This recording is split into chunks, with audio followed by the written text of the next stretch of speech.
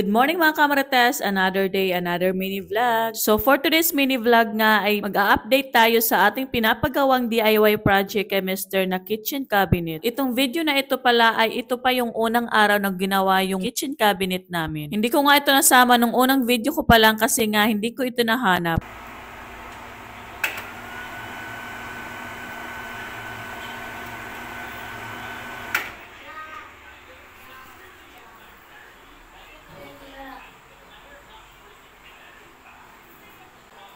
Uy, butiti ka. What is that? Yung seryoso nga ako sa pagvi-videoan din, biglang susulpot na naman itong si kuya. Naiinis nga ako nito sa kanya minsan dahil palagi niya akong ginugulat. Alam niya kasi na magugulatin ako kaya palagi niya akong binibiro.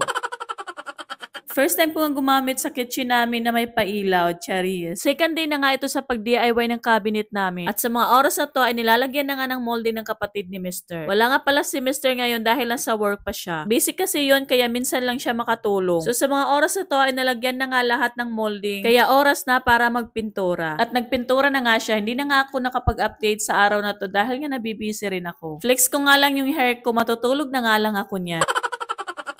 Another day na naman nga ito at tapos na nga ang pinturahan. Ang ginagawa naman ngayon ni Mr. ay nilalagyan na niya ng mga pintuan. Napapawaw na nga ako habang nagvi-video dahil kinikilig na talaga ako dahil ang gandang tingnan. Kinikilig na nga ako nung unang video ko pa lang na nag-i-start pa lang. Paano pa kaya ito na ang ganda ng tingnan? Open.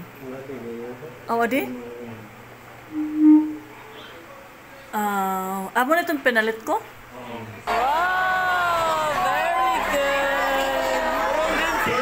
Ito pala yung time na nag-DESSPC sila kuya. Buti nga nakahabol pa ako nito dahil gabi na ito. Katatapos ko lang maglaba. Akala ko nga tapos na dahil hindi na sana ako nun a-attend dahil nga 1 PM sana yung start nun kaso nga lang na move to 3 PM. Naglaba na lang ako. Sabi ko nga hindi na lang ako manunood. Pero natapos na lang ako sa paglaba, hindi pa rin sila tapos. Kaya nung nalaman ko na hindi pa pala sila tapos at hindi pa sila natawag kaya dali-dali akong lumabas. At sakto nga pagkailang minuto natawag na sila. Congrats kuya! Naka first place sila and then overall champion, o diba? Tapos hindi lang ako manunood, sayang naman, diba? Achievement yun ng anak natin, diba? Kaya dapat full support tayo. Kaya pasalamat na lang talaga ako dahil nakakatin ako ng iba't ibang activity nila. After nga ng awarding nila ay nag-request itong si kuya na kumain daw kami sa Mang Inasal. #date with my firstborn. Kaming dalawa nga lang dahil busy yung papa namin at hindi ko na sinama yung dalawang bata. Nagmamadali na nga ako kanina kaya hindi ko na naisama si Raiden and then si Princess. So pagka-uwi nga namin ng bahay ay ito na yung update. Wow! Naikabit na nga ni Mr. lahat ng mga pintuan. Nakakakilig na nga talaga dahil kunting-kunti na lang matatapos na. Hanggang dito na lang muna ang update natin mga kamarites. See you on my next mini vlog. Bye-bye! Hinay!